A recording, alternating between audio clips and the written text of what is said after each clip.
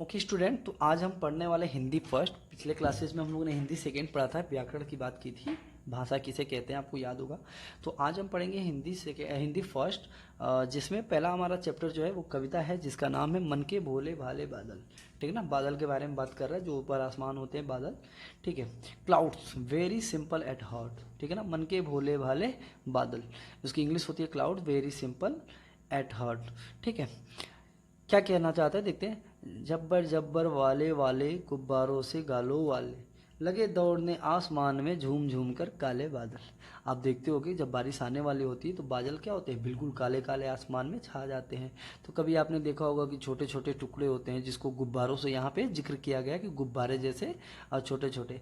तो झब्बर जब्बर बालों वाले गुब्बारों से गालों वाले, लगे दौड़ने आसमान में। जो बादल होते हैं ना, वो एक जगह नहीं रहते हैं, वो दौड़ते रहते, इधर से उधर बहता रहता है।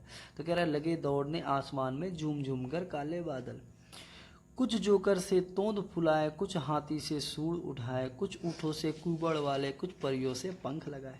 जो हमारे बादल होते हैं वो एक शेप के नहीं होते, शेप मतलब आकार, एक आकार के नहीं होते। कभी कोई लगता है कि तोंद फुलाया हुआ है, कोई लगता है हाथी का सूंड उठाया हुआ है, कभी लगता है ऊँटों से कि कुबड़ के जैसे हैं, कभी लगता है परियों के पंख के जैसे हैं।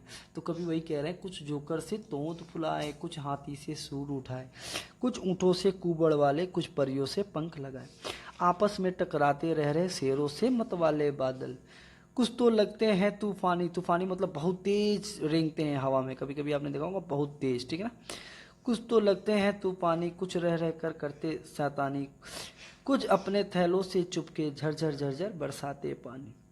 नहीं किसी की सुनते कुछ भी, ढोलक ढोल बजाते वाला। ढोले आप देखते होंगे जब बादल आते हैं, बारिश होती है तो बिजली कड़कती है, तो उसको कह रहा है ढोलक ढोल बजाते बादल।